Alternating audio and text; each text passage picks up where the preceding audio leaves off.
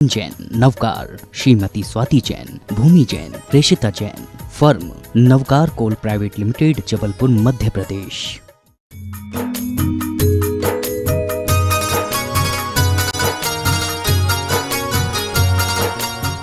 आप मंदिर के देखिए, वहां पर सुंदर आकर्षक भव्य कलश जो रखे, उनकी अनुमोदना एक बार तालियां बजाकर भव्य। यदि आप चाहते हैं ऐसे भव्य कलश आपके घर को सुशोभित करें तो आप अपना मन मानस बनाकर स्वीकृति प्रदान करते चलें। यथा व्यवस्था अनुसार हम आपके नामों को ससम्मान आमंत्रित करेंगे और आप भी सौभाग्यशाली होंगे। आचार्य भगवान के कर कमलों में भेंट कर आशीर्वाद प्राप्त कर। आचार्य परमेष्ठी की पूजन के पूर्व श्रेष्ठी जनों को, सौभाग्यशालियों को कुछ मांगलिक अवसर प्राप्त होते हैं, जिनके नाम हमारे पास पहले से आए, हम उन्हें आमंत्रित कर रहे हैं। सबसे पहले हम आमंत्रित कर रहे हैं श्री विद्यासागर जी, बेयर हाउस, श्री पुराण ट्रेडर्स, सपरिवार मालथोन। आपने आचार्य श्री विद्यासागर कलश हेतु 5 लाख रुपए की स्वीकृति दी है। तालियां बजाकर अनुमोदना करें और 2 व्यक्ति ऊपर जाएं, साथ भेंट करने का सौभाग्य। जिन वाणी वाणी तू ही, वाणी तू ही। 2 व्यक्ति शीघ्र, बाकी लोग नीचे से, बाकी लोग नीचे से। जिन शीघ्रता से, जिन वाणी, बाकी लोग नीचे से आ जाएं। वाणी वाणी श्रीफल दे दें, एक श्रीफल बस। जिन वाणी माँ, जिन वाणी माँ। बोलिए द्वादशांग जिनवाणी माता की जय। चंदा गोधा जी, रूपेश जी, तुलिका, राज, खुशी, गोधा परिवार मुंबई से पधारे हैं। आपने सहज कूट की भगवान को विराजमान करने वाली वेदी के लिए 1 लाख रुपए की स्वीकृति दी है। तालियां बजाकर अनुमोदना। आप भी शीघ्रता से 2 व्यक्ति आए और आचार्य भगवान के कर कमलों में सास प्रदान करने का सौभाग्य प्राप्त करें। अनिल कुमार जी, चुन्नीलाल जी, नागपुर। आपने चंद्रगिरी मंदिर, अनिल कुमार, चुन्नीलाल जी, नागपुर। आपने चंद्रगिरी मंदिर निर्माण के लिए आधा किलो चांदी देने की स्वीकृति दी है। तालियां बजाकर अनुमोदना, अनुमोदना, अनुमोदना, अनुमोदना बारंबार, अनुमोदना, अनुमोदना। महिला मंडल कुनकुरी पधारी हैं। आप श्रावक शिक्षिका बनकर महिला मंडल कुनकुरी को आज की पूजन करने का, सामूहिक पूजन का सौभाग्य प्राप्त होता है। आपने प्रतिभा स्थली के एक बच्चे को गोद लेने के लिए, योजना में एक छात्रा को गोद लेने के लिए 51,000 रुपए की स्वीकृति दी है। तालियां बजाकर अनुमोदना। अपने स्थान से खड़े होकर आचार्य भगवान के चरणों में नमन करें। कुनकुरी जैन समाज। मूलचंद जी, चंद्रकांत जी, अजमेरा, गुवाहाटी। आप भी आए, 2 व्यक्ति शीघ्रता से आ जाएं, सास भेंट का सौभाग्य आपको प्राप्त होता है। संजय कुमार जी, विजय कुमार जी, अजय कुमार जी, अजमेर। आपने आचार्य श्री विद्यासागर जी कलश हेतु 5,01,000 रुपए, 5 लाख रुपए की स्वीकृति दी। तालियां बजाकर अनुमोदना कर दें। आप आइए। अनुमोदना, अनुमोदना, अनुमोदना बारंबार, आप जाइए, आप जाइए। अनुमोदना, अनुमोदना। संजय कुमार, विजय कुमार जी, अजय जी, अजमेर से पधारे हैं। आपको सास भेंट का सौभाग्य प्राप्त होता है। शीघ्रता से एक व्यक्ति चले जाएं। मूलचंद जी अजमेरा हो गए। उसके बाद डॉक्टर अंजना जी जैन, प्रभात कुमार, मनोज कुमार जी जैन, भोपाल, जिन्होंने कर्म सिद्धांत पर PhD की है। आपको भी सास भेंट का सौभाग्य प्राप्त होता है। तालियां बजाकर अनुमोदना। 2 व्यक्ति आएंगे, सास भेंट के सौभाग्य प्राप्त करेंगे। श्रीफल वाले को भी नाम आएंगे। रविंद्र कुमार, देवेंद्र कुमार, जयस, लीना जैन, अजमेर। आपने भी सास भेंट का सौभाग्य प्राप्त किया है। शशांक, अरविंद कुमार, नागपुर। आपने भी प्रतिभा स्थली की एक छात्रा को गोद लेने की योजना के तहत अपनी स्वीकृति दी है। आप भी सास भेंट का सौभाग्य प्राप्त करें। कमल कुमार बिलानी, बंडा बेलई से हैं। आपको भी सास भेंट का सौभाग्य प्राप्त होता है। सभी लोग अपने स्थान पर बैठते चलें, वहां लिख रहे हैं। संजय कुमार जी, विजय कुमार जी, अजय कुमार जी, गांधीनगर, अजमेर। आपने एक प्रतिभा स्थली को गोद लेने की योजना के तहत अपनी स्वीकृति दी है। आप भी आए। भावरी लाल, सुरेश कुमार जी, काला।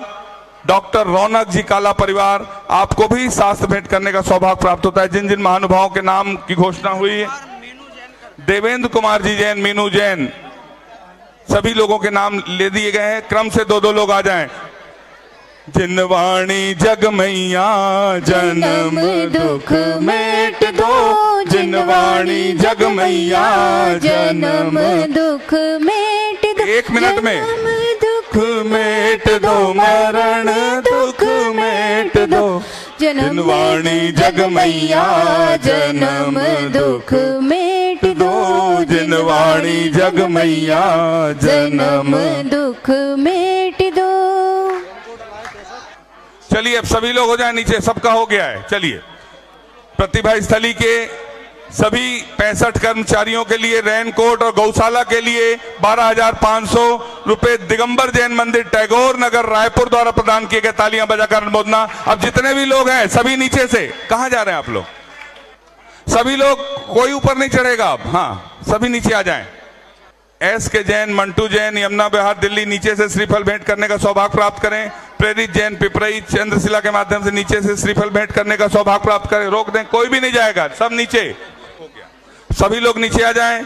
अरविंद कुमार, रीता जैन, दिवाकर परिवार इंदौर, निशा जैन बड़कुल नागपुर, आपने भी एक चंद्रशिला के माध्यम से क्षेत्र को सहयोग दिया। हम सभी को आचार्य परमेष्ठी की सामूहिक पूजन का सौभाग्य प्राप्त होता है। बोलिए संत शिरोमणि आचार्य गुरुवर विद्यासागर जी महामुनि राज की, समस्त आचार्य संघ की। चंदगिरी पर्वत पे मेरी एक कुटिया बन जाए, चंदगिरी पर्वत पे मेरी एक कुटिया बन जाए। जब खिड़की खोलूं तो तेरा दर्शन हो जाए, गुरु जी तेरा दर्शन हो जाए, प्रभु जी तेरा दर्शन हो जाए। आचार्य श्री जी के चरणों में हम झुका रहे अपना माथा, जिनके जीवन की हर चर्या बन पड़ी स्वयं ही नवगात। चेना गम का वह सुधा कलश जो बिखराते हैं गली गली, जिनके दर्शन को पा करके खिलती मुरझाई हृदय कली। ओम ह्रीम श्री 108 आचार्य विद्यासागर मुनिंद्र अत्र अवतार अवतार शंभो सठ आवानन। जय हो जय हो जय हो। अत्र तिष्ठा स्थापनम। जय हो जय हो जय हो। अत्र मम सन्नितो भव भव सठ सन्निधि कर्णम परिपुष्पांजलि छिपामी। सांसारिक विषयों में पढ़कर मैंने अपने को भरमाया, इस राग देश की वैतरणी से अब तक पार नहीं पाया। तब विद्या सिंधु के जलकड़ से भवकाल सुधोने आया हूँ, आना जाना मिट जाए मेरा यह बंध काटने आया। ओम ह्रीम श्री 108 आचार्य विद्यासागर मुनिंद्राय जन्म जरा मृत्यु विनाशनाय जलम निर्पामिति। क्रोध अनल में जल जल कर अपना सर्वस्व लुटाया है, निज शांत स्वरूप न जान सका जीवन भर इसे भुलाया।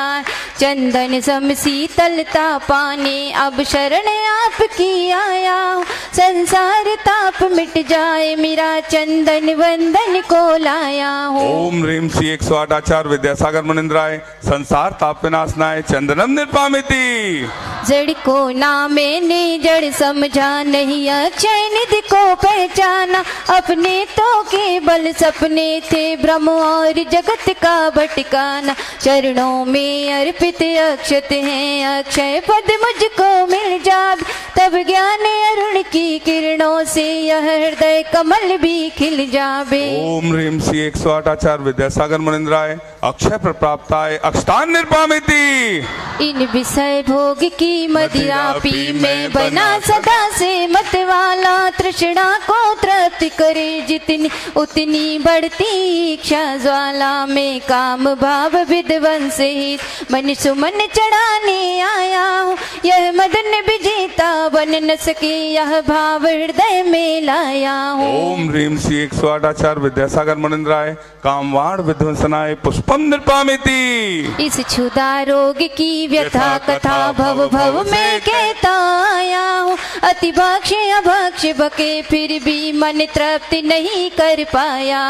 नैवेद्य समर्पित करके मैं तृष्णा की भूख मिटाऊंगा, अब और अधिक ना भटक सकूं यह अंतर बोधि जगाऊंगा। ओम ह्रीम श्री 108 आचार्य विद्यासागर मुनिंद्राय क्षुधा रोग विनाशनाय नैवेद्यम निर्पामिति। मोह अंधकार से व्याकुल हो निज को नहीं मैंने पहचाना, मैं राग द्वेष में लिप्त रहा इस हाथ तेरा बस पछताना। यह दीप समर्पित है गुरुवर मेरा, तम दूर भगा देना।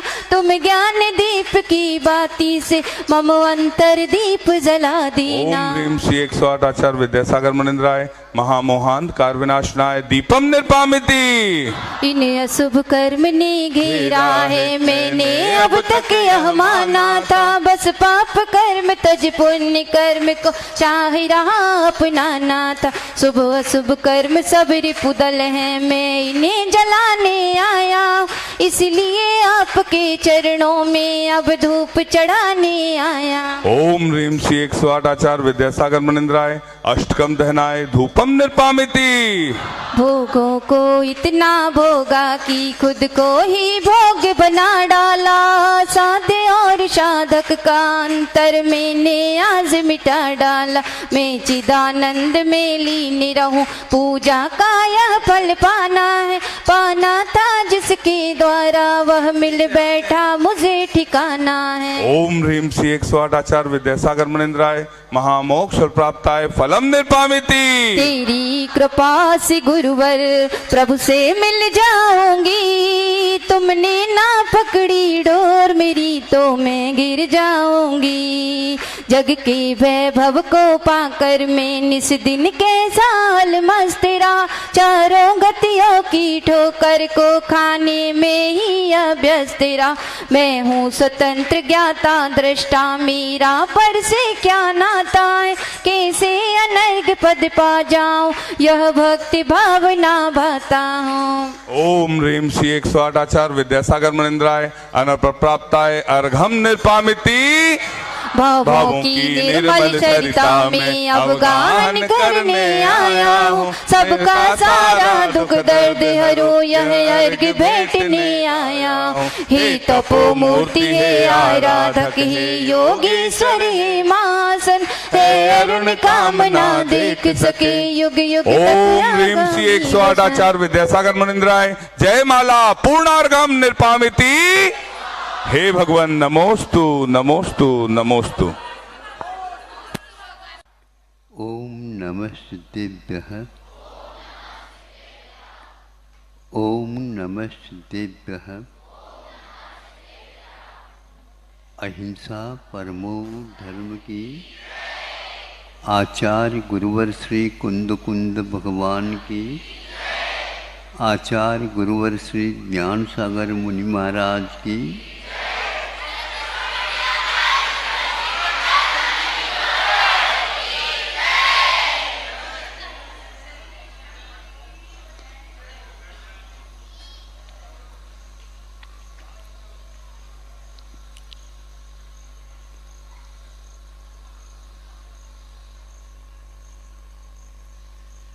ऊपर उड़ने वाले जो कोई भी वाहन है, सुना है, वे बहुत वजन उठा करके ऊपर जाते हैं, किंतु उन विमान इत्यादि का अनुपात से उस आकृति के अपेक्षा से भार, वजन जिसको बोलते हैं, बहुत कम रहता है। उसमें कौन से ऐसे धातु का उपयोग किया है, तो उन्होंने कहा कि उसका जो जर्मन का बोलते हैं क्या, उसका और भी ठोस बना करके, कठिन तो बहुत रहता है लेकिन हल्का रहता है, और उसको ऊपर उठाते समय एक प्रकार से ये सावधानी रखी जाती है, सीधे भागते नहीं, किंतु भागते भागते ये कुछ अंश ऊपर उठाते हुए उसको उड़ाया जाता है। जब छोटे थे उस समय पतंग उड़ाते थे तो प्राय करके एक बच्चे को सामने खड़े कर देते, नहीं समझे। फिर इसके बाद उसको पहले जैसे कोई भी मोटरसाइकिल वगैरह के लिए किक देते ना, किक मारते हैं, उसी प्रकार अलग ढंग से उसको उठाया जाता और हवा के कारण वह अपने आप ऊपर की ओर उड़ जाता।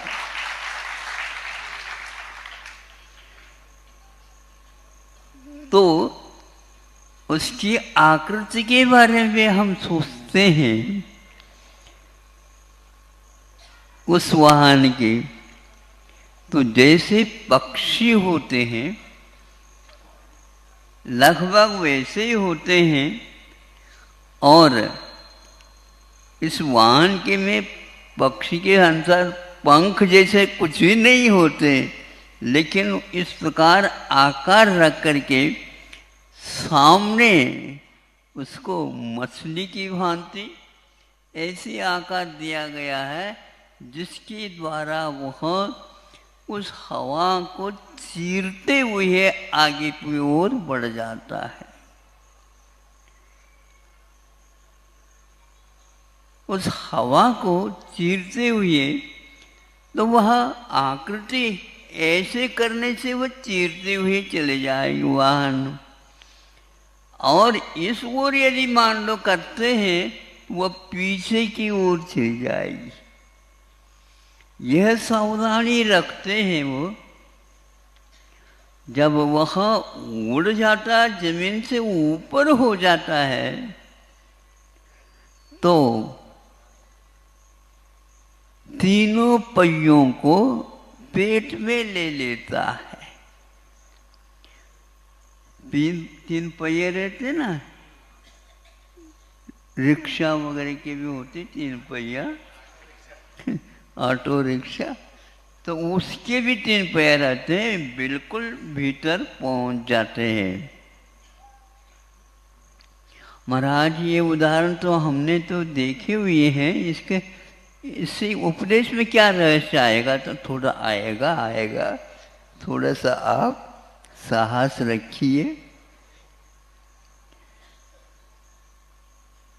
एक तो गृहस्थ आश्रम में हमेशा जैसे विमान के जो वजन भार की ओर हम देखते हैं तो बहुत कम रहता है और वह हल्का रहता है और वह वेग गतिमान वाला होता है।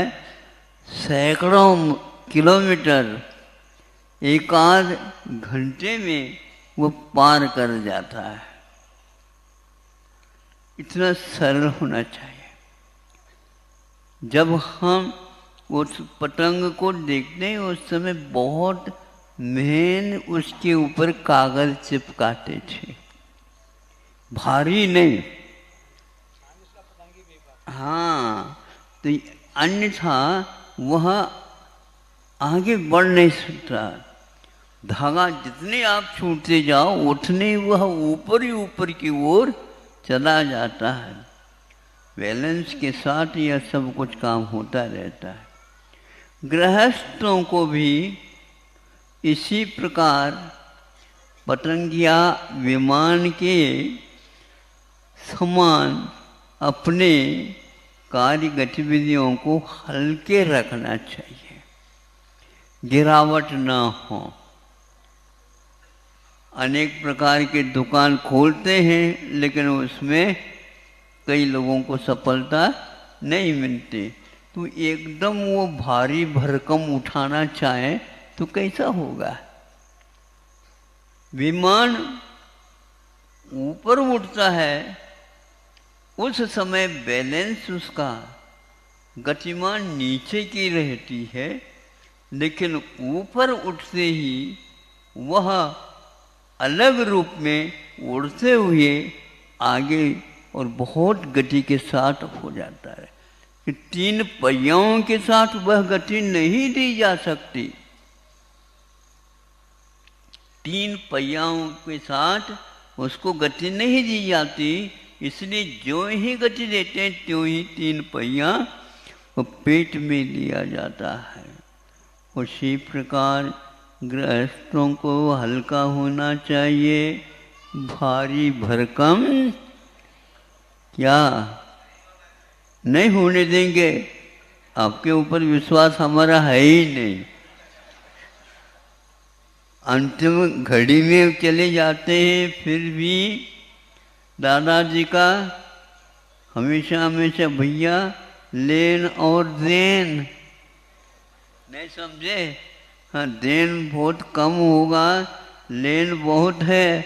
अभी तो आप उसी ओर देख ही नहीं रहे हो। उसी प्रकार हमारा कहना है, यदि आप हल्का नहीं होगे और अपने 3 पहिया जो बच्चे संतान हैं उनको दे ला करके छुट्टी, और आप खाली, अब हमारे पास कुछ नहीं बचा, क्या कर रहे हो? हम उड़ना चाह रहे हैं अब।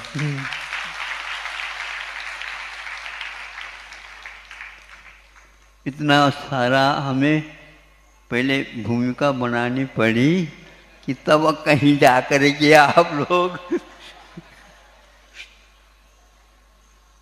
बात समझ में आ रही है? आ गई महाराज। इसलिए आप लोग अपने बच्चों को कह दो, विमान की भांति हम तुम लोगों को हाँ अब अधिकार दे देते हैं, अधिकृत कर देते हैं। सभी आप ही लोग, लेन भी आपकी ही है और हमने देन की बात नहीं करेंगे। ऐसे देन की बात देनी होगी, क्योंकि जब कभी भी व्यापार होगा लेन देन के द्वारा ही होगा। और आपका विश्वास ग्राहक के ऊपर पूर्ण रहना चाहिए, तब कहीं जा कर के वहाँ कभी भी अपने नोट वगैरह जो कोई भी रकम है उसको दिखाता नहीं। और आप दुकानदार पूरी दिखा रहे हैं, फिर भी उनके ऊपर ग्राहक का विश्वास होता नहीं। किंतु दुकानदार का विश्वास उस ग्राहक के ऊपर है, क्योंकि इसके पास दिखावट नोट नहीं है। यदि दिखावट नोट हो जाए तो क्या करोगे बताओ? उससे माल कोई भी खरीदेगा नहीं और देगा भी नहीं। आप लोगों को चाहिए अपने ब्रह्मचर्य आश्रम, गृहस्थाश्रम, वानप्रस्थाश्रम और संन्यासाश्रम। कई बार सुनते हैं, आप लोग कहते हैं, कई लोग, मैंने तो संन्यास ले लिया। काय से? राजनीति से।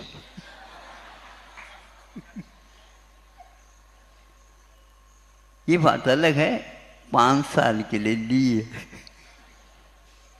क्योंकि हम आए ही नहीं चुन करके। लेकिन इतने बैलेंस तो बनाए रखा, उनके वहाँ सांसदीय जो क्षमता है उसको ब्रेक नहीं लगाया गया। नहीं तो कभी कभी 5 साल के लिए, अब आप आने का तो बात ही छोड़ दो, आप खड़े भी नहीं हो सकते। तो इसको सुन करके लड़खड़ाते हैं आप तो, अब कुछ चलेगा ही नहीं। इसी प्रकार कि यह संन्यास आश्रम की जो बात आती है, अपने आप में बिना 3 पहिए के वो चलेंगे, तब कहीं जाकर के भीतरी रत्नत्रय और फोर्स जो है आगे की ओर गति उसकी बढ़ेगी। नहीं है तो विमान होकर के भी कितने भी भागे तो उसको हम विमान नहीं कह सकते हैं। परिणामों में भी इस प्रकार उत्थान पतन होता रहता है। तो सन्यासी होता है वो श्वास भी लेता है और चलता भी रहता है, जैसे मानो चल रहा है, चलता है लेकिन श्वास भी लेता रहता है। ऐसा नहीं कि खड़े होकर के श्वास ले फिर बाद में कदम रखे। संन्यास आश्रम में भी उसके एक नीचे और ऊपर इसको ग्रंथों में संक्लेश और विशुद्धि नाम दिया है। हम हमेशा विशुद्धि नहीं रह सकती। जैसे पानी कितने भी पड़ो लेकिन वह एकदम साफ सुथरा नहीं हो सकता। ऊपर था उस समय तो श्वास वह शुद्ध था, किंतु जो ही जमीन को टच करता उसका रंग बदल जाता है। जैसे चाय के पत्ते में आ जाता है, कैसा आ जाता है? उसमें दूध डालने से बस लाल हो गया। उसी प्रकार यह भी परिणामों में सिद्धि रहती है, शुद्धता रहती है और उसी नीचे की ओर आना भी पड़ता है। एक साथ वह भले ही भावों का संकल्प ले किंतु वह परिणामों में आरोहण अवरोहण होता ही रहता है। उसमें किसी प्रकार से हम बदलाहट नहीं कर सकते। कितने भी चालक वाहन का चला रहा है, बहुत होशियार है, निष्णात है, सुरक्षित गंतव्य तक पहुंचने की क्षमता रखता है, फिर भी पूरी गति के साथ 1-2 किलोमीटर तो चला सकता है, फिर बाद में उसको थोड़े बहुत तो धीमी करना ही होता है। 100 के बाद नहीं जाना है तो 99 की ओर ही आना ये पक्का हो जाता है। इस प्रकार उसका खर्चा भी होता रहता है और एक प्रकार से आय भी उसका होता रहता है। परिणामों में हमेशा हमें उस विमान की भांति व्यवस्था रखनी होगी जिससे हम घबराहट का अनुभव न हो, क्योंकि उस वाहन के साथ इधर उधर कोई भी रक्षक नहीं रहता। विमान के लिए प्राय करके वानप्रस्थ आश्रम के बाद संन्यास आश्रम में ऐसा ही होता है। अब उस बीच में आप ऊपर है और उन तीनों पहियाओं को बाहर निकालो और दौड़ाएंगे हम, अब नहीं चलेगा। अब तो आपको हाथ पैर ही हिलाना है, नहीं तो पैराशूट का आधार लेकर के नीचे उतरो। कहाँ पर जाओगे अब? पैराशूट का जो है आधार ले लिया, विमान से कूद गया, अब कहाँ जाएगा? वो पैराशूट वो कैसा रहता है? नीचे की ओर और ऊपर हवा में। अब वह देखता कहाँ, उसको उतारा नहीं जाता। जैसे जैसे हवा के कारण धीरे धीरे वो आता रहता है, लेकिन व्यवस्थित जमीन मिल जाए ऐसा कोई नियम नहीं है। बहुत ही शांति के साथ और धैर्य के साथ कोई जा करके झाड़ी में ही अटक जाता है, कोई कोई नदी में चला जाता है, कोई समुद्र में चला जाता है, कहीं ऊबड़ खाबड़ पर्वत आदि वहाँ पर चला जाता है, कोई संबंधी आता ही नहीं। उसी प्रकार यदि विशुद्धि से नीचे गिरता है, अशुद्धि में, संक्लेश में, उस सन्यासी का भी हाल होता है। अब क्या किसी को बुला नहीं सकते, चिल्ला नहीं सकते, और हाथ पैर कुछ भी कर लो, कुछ नहीं कर सकते। और नीचे उतरने के उपरांत अनेक प्रकार की आपत्ति सामने सामने खड़ी रहती है। एक बार आप यदि हल्का हो जाओगे, ये सब बताते आगम में लिखा हुआ है। जिसका त्याग होता है, संन्यास ले लिया, फिर वह राजनीति जैसे नहीं होना चाहिए संन्यास।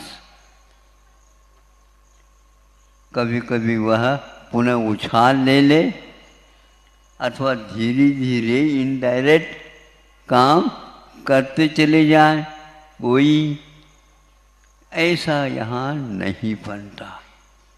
तब कहीं जा कर के अपने जीवन में वे अभाव में भी सद्भाव का अनुभव करने की शैली संन्यास आश्रम में प्राप्त होती है।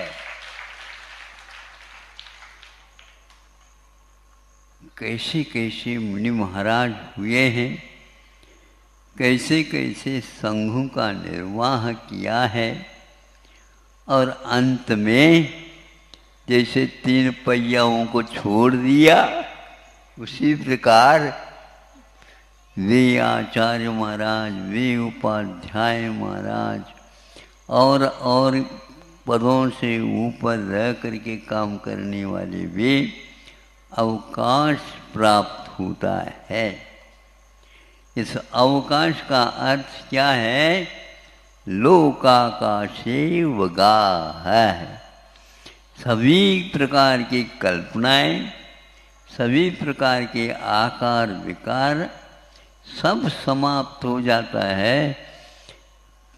न ही रंग है, न ही भार है, और न ही और कोई भी गुण पर्याय उसमें उद्भूत होते हैं।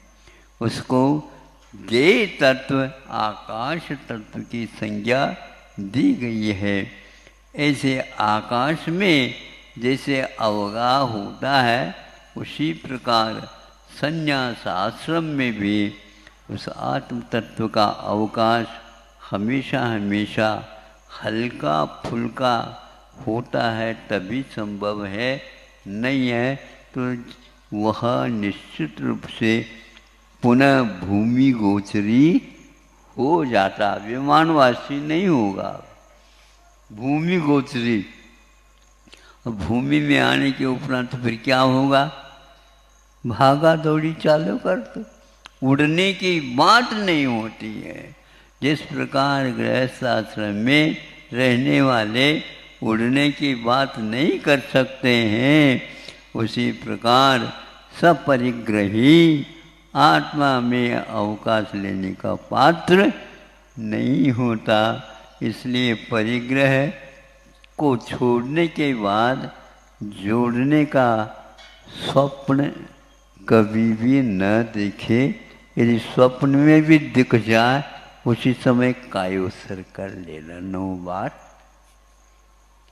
हम करवाएं,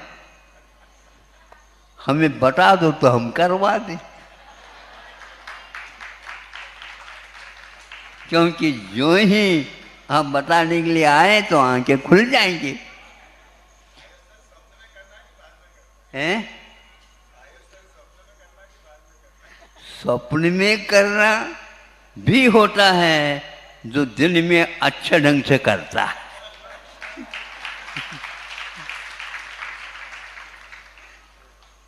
बार बार भावना करता है तो एक आध बार वह स्वप्न में भी मुनि बन जाता है।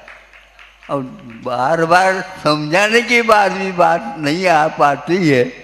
हम देख लेंगे स्वप्न तो दूर, दिन में भी उसको कभी भाव स्थिर नहीं रह पाएगा। ये बहुत अभ्यास का काम है, भावना का काम है।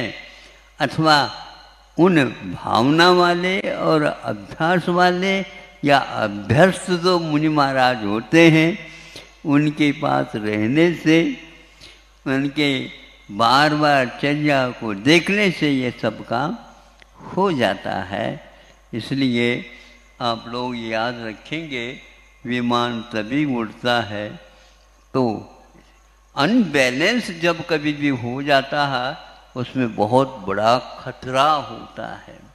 कई बार सुनते हैं जो कौवा है अथवा चील है, गीद है, आदि आदि पक्षियों के टकराने से भी विमान धराशायी हो जाता है। ऐसे ही संन्यास आश्रम में भी कोई परिग्रह का पक्षी टकरा दे धराशायी हो जाता है। बहुत होशियारी के साथ इस विमान को चलाना होता है।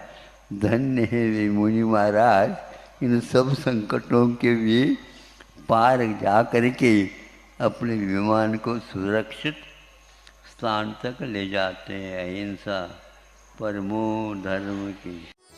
इस कार्यक्रम के पुण्यार्जक थे श्री सचिन जैन नवकार, श्रीमती स्वाति जैन, भूमि जैन, प्रेषिता जैन, फर्म नवकार कोल प्राइवेट लिमिटेड, जबलपुर, मध्य प्रदेश।